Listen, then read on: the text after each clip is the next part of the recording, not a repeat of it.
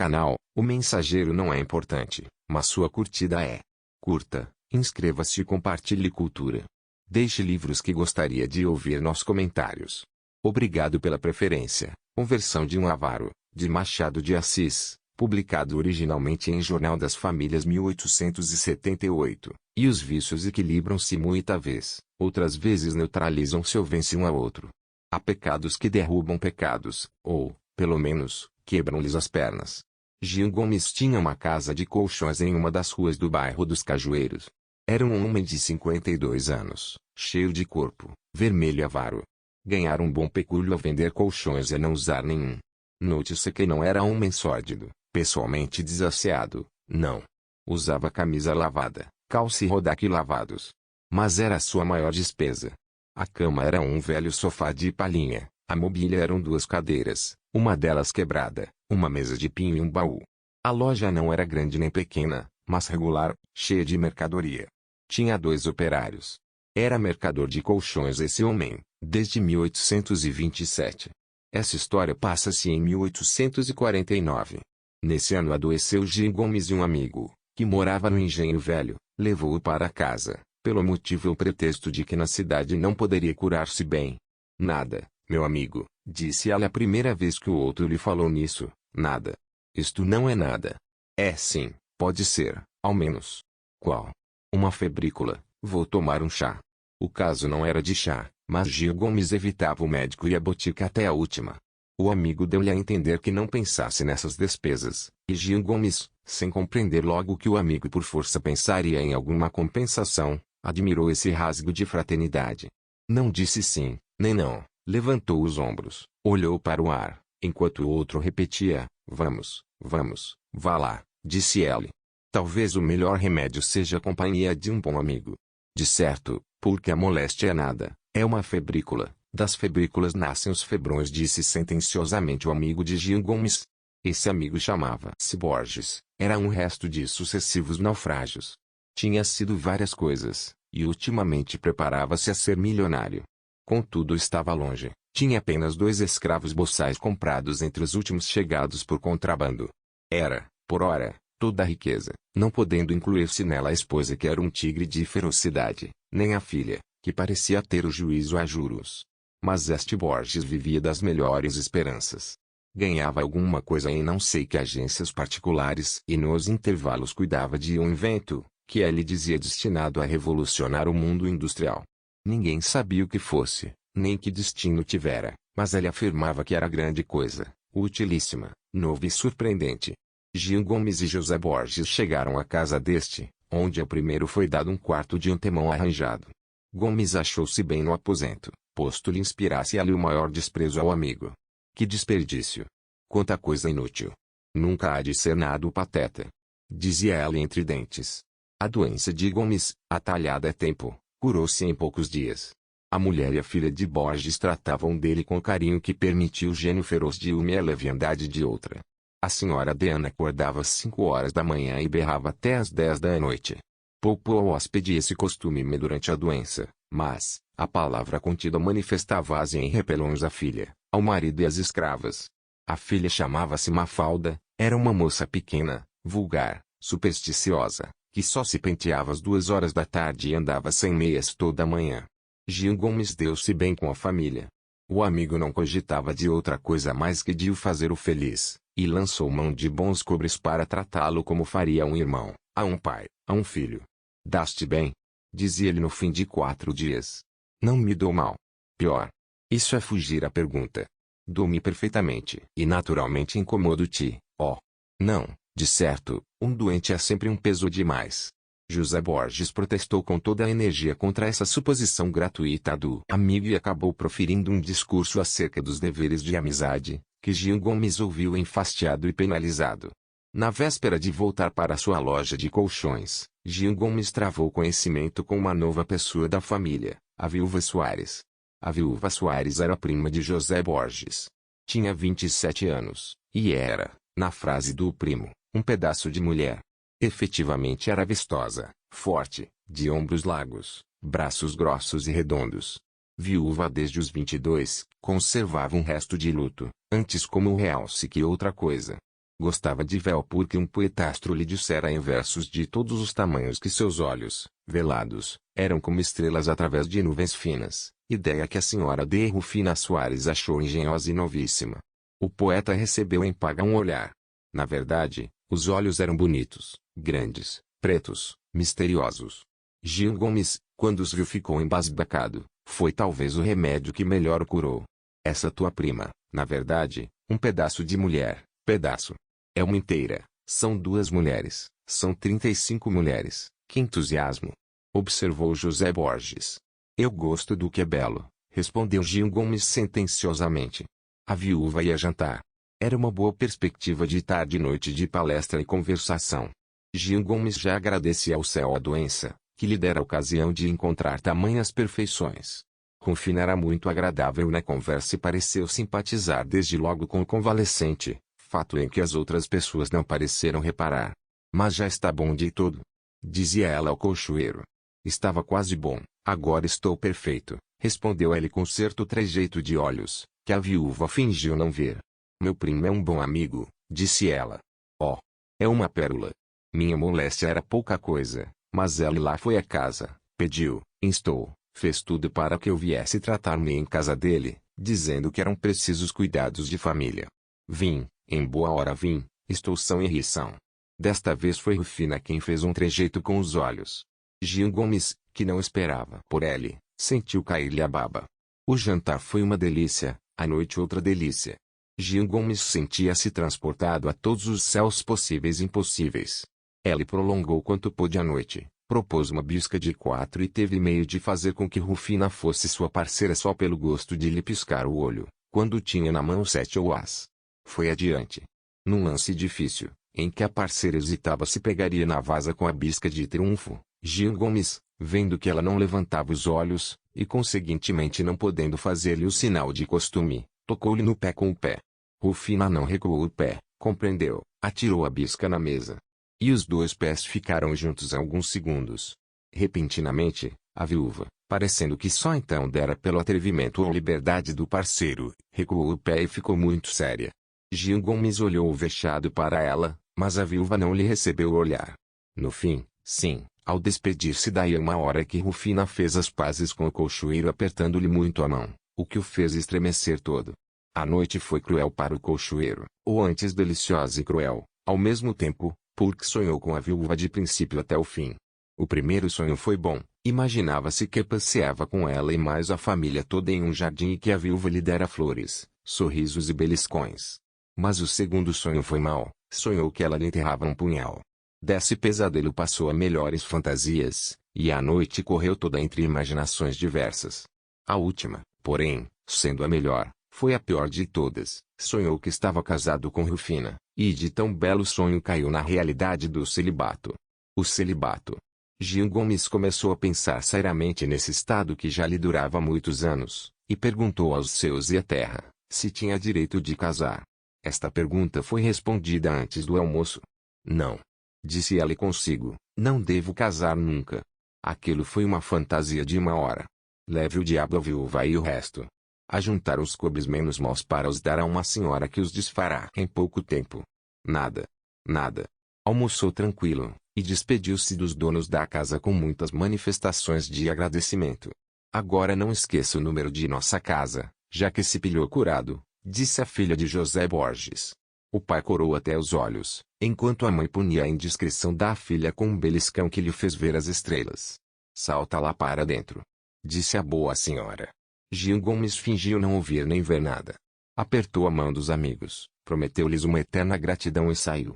Seria faltar à verdade o dizer que Gil Gomes não pensou mais na viúva Rufina. Pensou, mas procurou vencer-se. Durou a luta uma semana. Ao fim desse tempo teve ímpeto de ir passar-lhe pela porta, mas receou, envergonhou-se. Nada. É preciso esquecer aquilo. 15 dias depois do encontro da viúva, Gil Gomes parecia ter efetivamente esquecido a viúva. Para isso contribuíram alguns acidentes. O mais importante deles foi o caso de um sobrinho que passava a vida a trabalhar quanto podia e numa bela noite foi recrutado em plena Rua dos Ciganos. Gil Gomes não amava ninguém neste mundo, nem no outro, mas devia certas obrigações ao finado pai do sobrinho, e, ao menos por decoro, Não pôde recusar ir vê-lo, quando recebeu a notícia do desastre do rapaz. Pede à justiça que se diga que ele procurou durante 2 dias retirar o sobrinho do exército que o esperava. Não lhe foi possível. Restava dar-lhe um substituto, e o recruta, quando viu perdidas todas as esperanças, insinuou esse recurso derradeiro. O olhar com que Gil Gomes respondeu à insinuação gelou todo o sangue que havia nas veias do moço. Esse olhar parecia dizer-lhe, um substituto. Dinheiro. Sou algum pródigo. Não é mais do que abrir os cordões à bolsa e deixar cair o que se custou a ganhar. Alma perversa, que espírito mal te meteu na cabeça esse pensamento de dissolução? Outro incidente foi haver-lhe morrido insolvável o único devedor que ele tinha, um devedor de 600 mil réis, com juros. Esta notícia poupou a Gil Gomes um jantar, tal foi a mágoa que o acometeu. Ele perguntava a si mesmo se era lícito aos devedores morrer sem liquidar as contas, e se os céus tinham tanta crueldade que levassem um pecador deixando uma dívida. Esta dor foi tão grande como a primeira, posto devesse ser maior, porquanto, Gil Gomes, em vários negócios que tinha tido com o devedor finado, havia-lhe colhido aos poucos a importância da dívida extinta pela morte, ideia que de algum modo o consolou e lhe fez mais tolerável a ceia. Estava, portanto, de Rufina, se não esquecida, ao menos adormecida na memória do colchoeiro, quando este uma noite recebeu um bilhetinho da mulher de José Borges. Pedia-lhe a megera que ela fosse lá jantar no próximo sábado, aniversário natalício da filha do casal. Este bilhete foi levado pelo próprio pai da moça. Podemos contar contigo, disse este, logo que o viu acabar de ler o bilhete. Eu sei. Talvez, não há talvez, nem meio talvez. É festa íntima, só parentes, 2 amigos, um dos quais és tu. Senhoras, as sóis de casa, a comadre Miquelina, madrinha de Mafalda, e a prima Rufina. Não sei se a conheces. Tua prima. Conheço. Acudiu o colchoeiro expelindo faíscas dos olhos. Não te lembras que ela passou a última noite que estive em tua casa? Até jogamos a bisca, é verdade. Não me lembrava, boa senhora. Oh, é uma pérola. Ora, espera. Agora me lembro que ela, ainda há poucos dias, esteve lá e falou em ti. Perguntou-me como estavas. É uma senhora de truz, pareceu-me. Vamos ao que importa. Podemos contar contigo? Gil Gomes interiormente tinha capitulado, queria declará-lo, mas por modo que não parecesse esquisito. Fez um gesto com as sobrancelhas, apertou a ponta do nariz, olhando para a carta e murmurou, pois. Sim. Talvez, não quero. Há de ser por força. És um diabo. Pois bem, vou. José Borges apertou-lhe muito a mão, sentou-se, contou-lhe 2 anedotas, e o colchoeiro, tocado subitamente da suspeita de que o primo da viúva quisesse pedir-lhe dinheiro, entrou a cochilar. José Borges saiu e foi levar à casa a notícia de que Gil Gomes compareceria à festa. Chegou com uma providência, fazendo suspender de cima da cabeça da filha uma chuva de ralhos com que a mãe castigava uma das infinitas indiscrições da pequena. A senhora Diana não se alegrou logo, mas abrandou, ouviu a notícia, expectorou ainda 6 ou 7 adjetivos cruéis, por fim calou-se. José Borges, que, por medida de prudência, estava sempre do lado da mulher, disse solenemente à filha que se retirasse, o que era servir ao mesmo tempo a filha e a mãe. Então ali vem, disse Diana quando o temporal começou a amainar. Vem, e o resto, parece-te? Eu creio.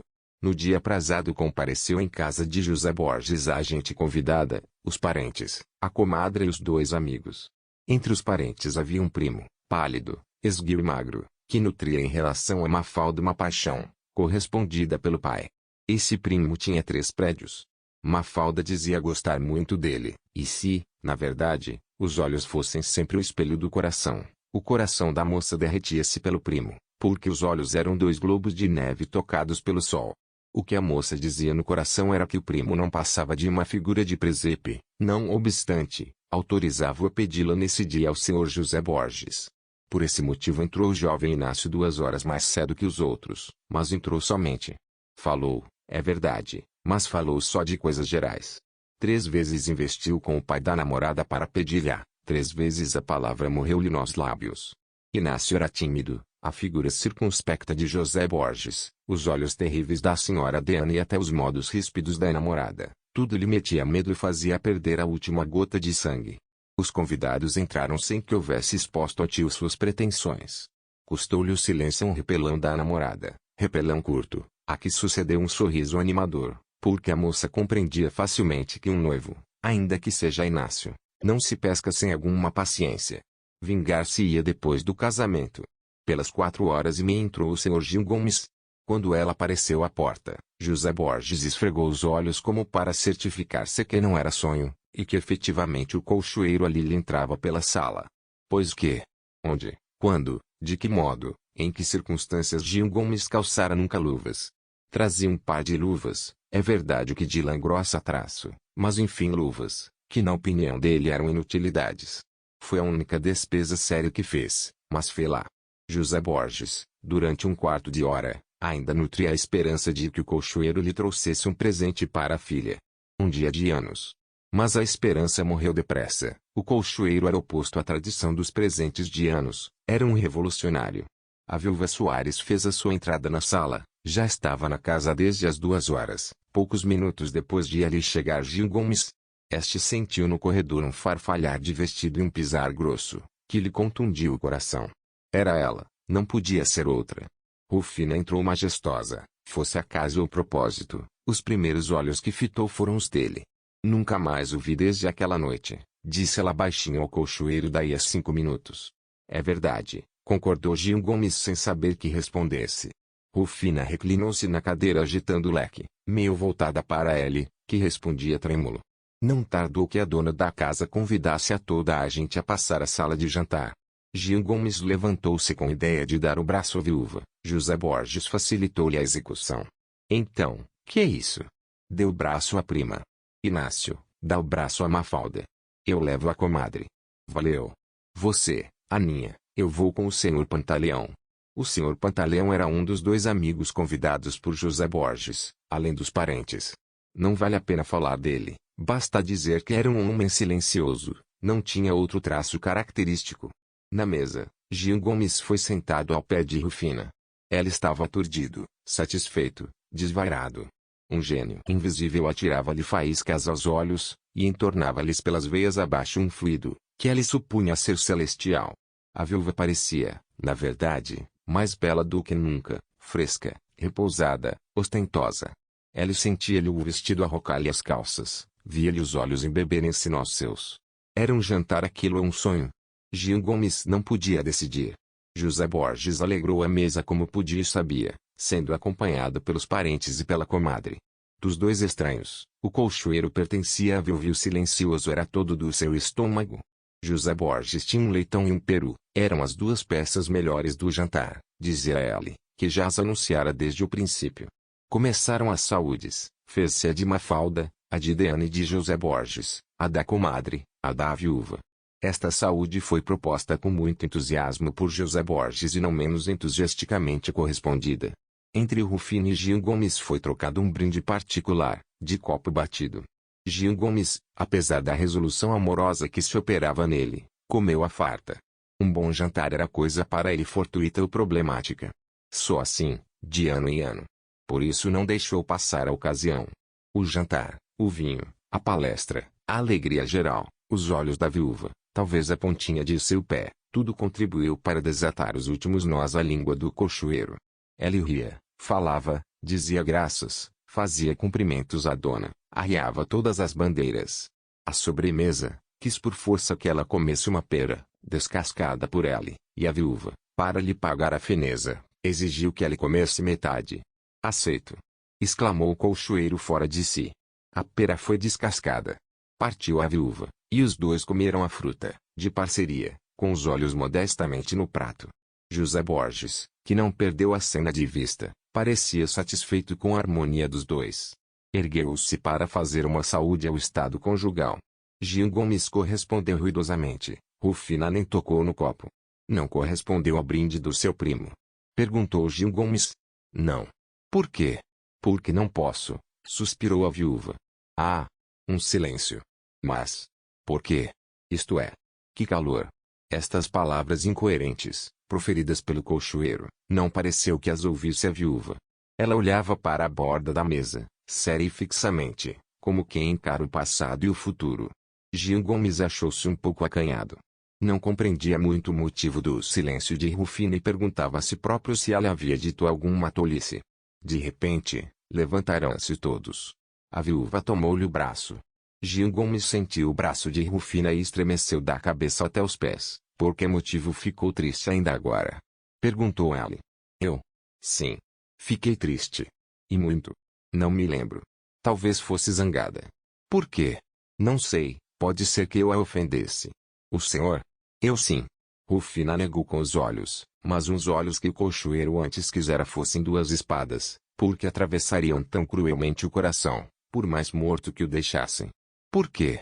Rufina apertou muito os olhos. Não me pergunte, disse ela afastando-se dele rapidamente. O colchoeiro viu-a afastar-se e levar-lhe o coração na barra do vestido. Seu espírito sentiu pela primeira vez a vertigem conjugal. Ele, que deixara de fumar por economia, aceitou um charuto de José Borges para distrair-se e fumou todo sem poder arrancar de si a imagem da viúva.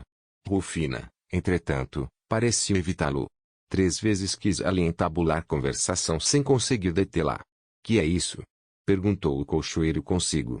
Aquele procedimento deixou-o ainda mais perplexo.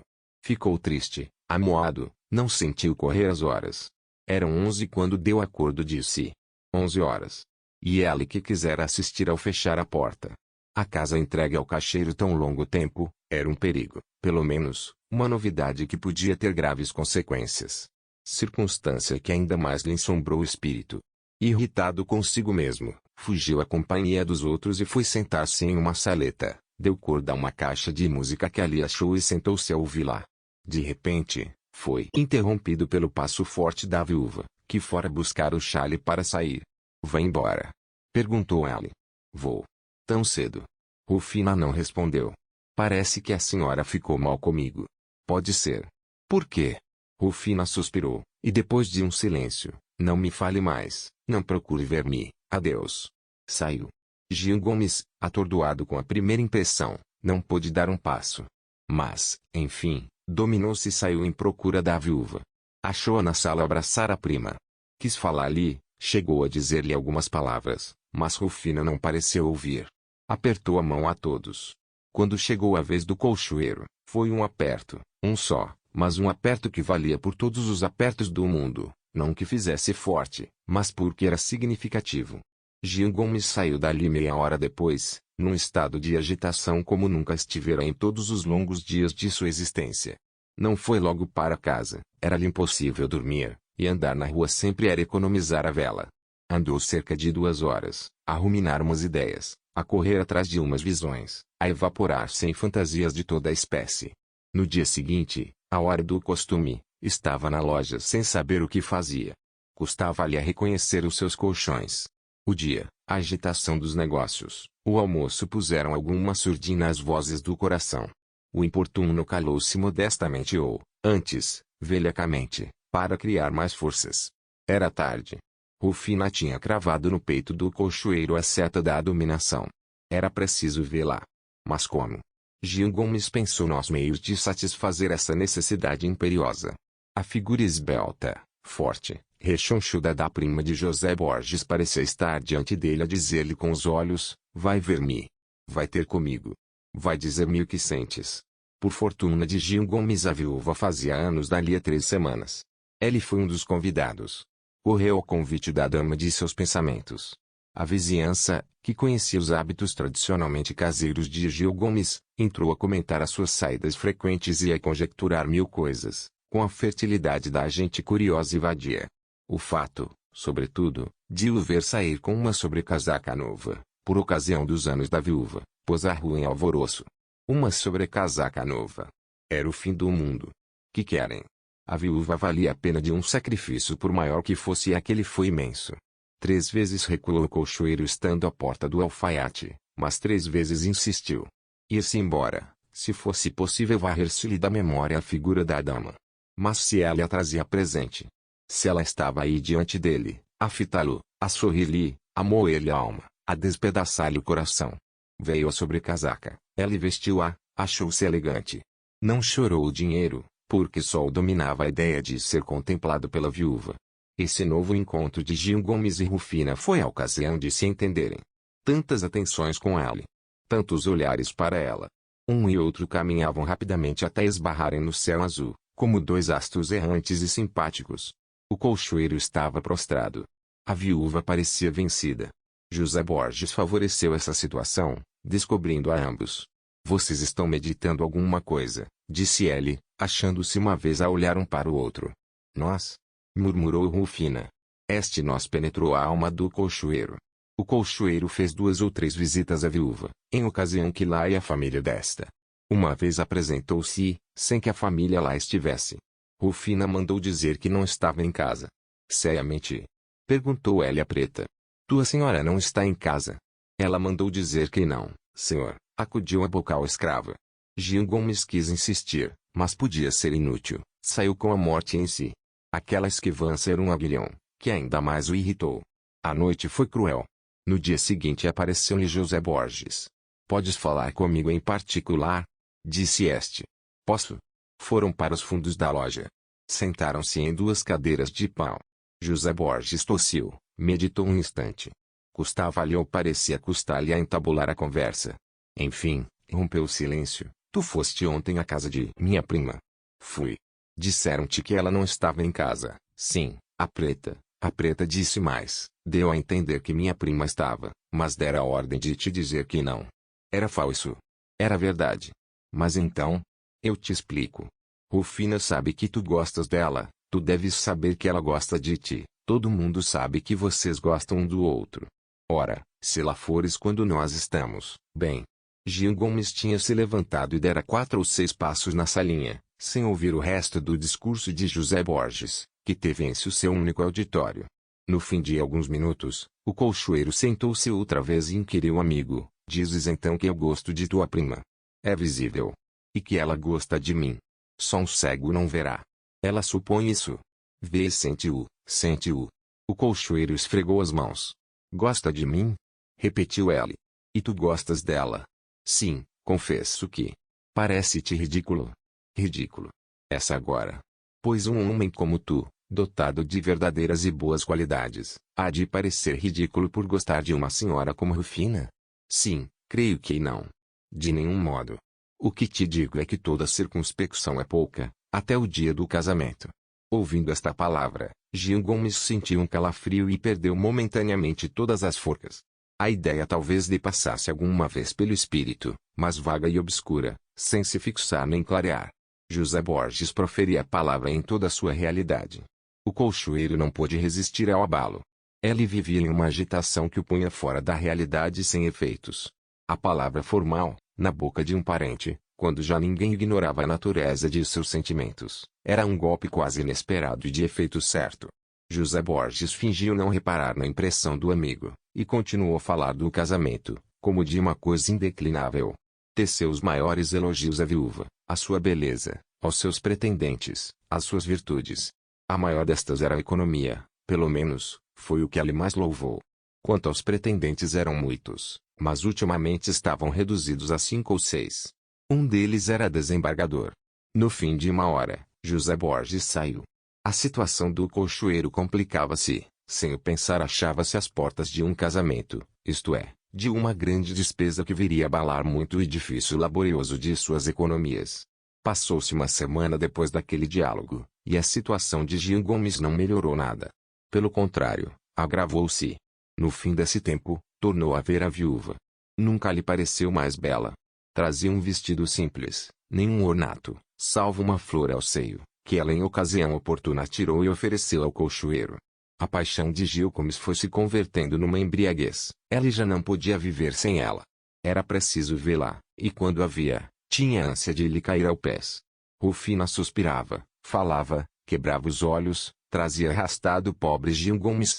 Veio mais uma semana, depois outra e mais outra. O amor trouxe algumas despesas nunca usadas. Gil Gomes sentiu que a avareza afrouxava um pouco as rédeas, ou, por outra, não sentiu nada, porque nada podia sentir, foi alongando os cordões à bolsa. A ideia do casamento aferrou-se-lhe deveras. Era grave, era um abismo que ele abriu diante de si. Às vezes assustava-se, outras vezes fechava os olhos disposto a mergulhar nas trevas. Um dia, Rufina ouviu ao colchoeiro o pedido em regra, ainda que timidamente formulado. Ouviu-o, fechou a cabeça nas mãos e recusou. Recusa-me? Clamou o infeliz aturdido. Recuso, disse firmemente a viúva. Gil Gomes não contava com a resposta. Insistiu, rogou, mas a viúva não parecia ceder. Mas por que recusa? Perguntou. Não gosta de mim? Oh! Interrompeu ela apertando-lhe as mãos. Não é livre? Sou. Não compreendo, explique-se. A viúva não respondeu logo, foi dali a um sofá e meteu a cabeça nas mãos, durante 5 minutos. Vista assim era talvez mais bela. Estava meio reclinada, ofegante, com alguma desordem nos cabelos. Que é? Que tem? Perguntou Gil Gomes com uma ternura que ninguém era capaz de supor-lhe. Vamos lá, confirme tudo, se alguma coisa há, porque eu não compreendo. Amo-o muito, disse Rufina erguendo para ele um par de olhos belos como 2 estrelas. Amo-o muito e muito. Mas vacilo em casar. Disseram-lhe de mim alguma coisa? Não, mas tremo do casamento. Por quê?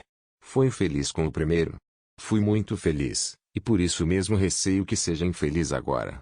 Parece-me que o céu me castigará se eu casar segunda vez, porque nenhuma mulher foi ainda tão amada como eu fui.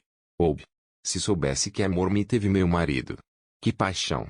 Que delírio! Vivia para fazer-me feliz. Perdi-o, casar com outro a esquecê-lo.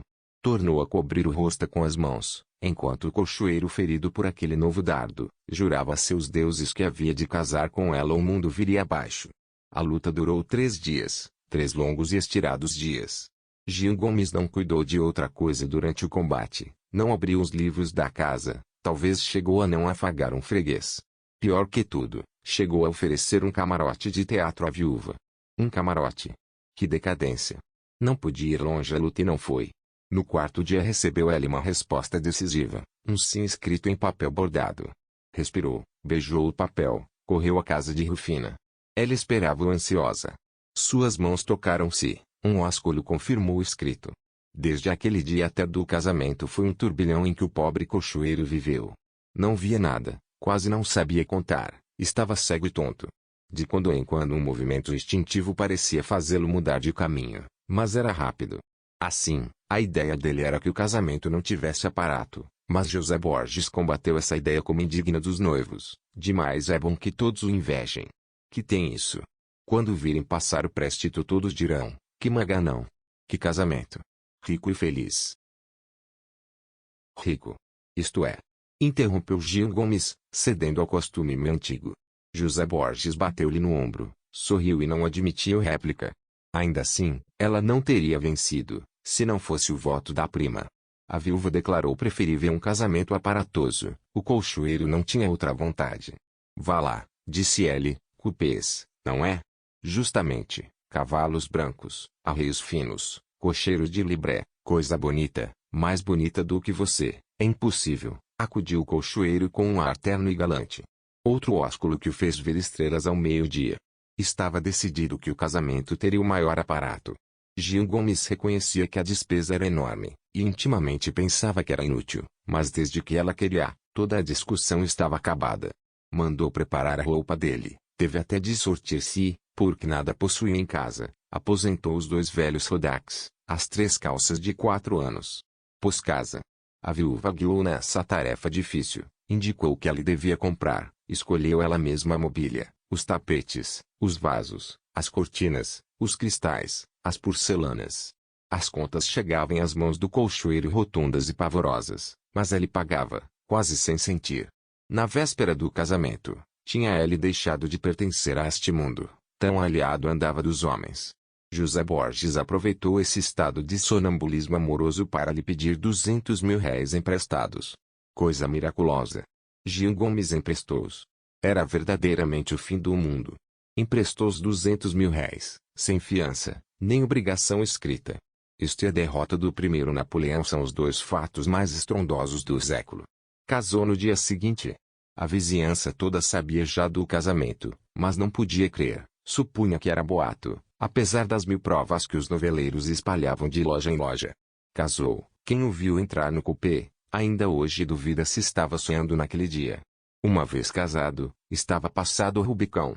A ex-viúva encheu a vida do colchoeiro, ocupou em seu coração o lugar que até então pertencera à libra esterlina. Gil Gomes estava mudado, Fora uma larva, passava a borboleta. E que borboleta!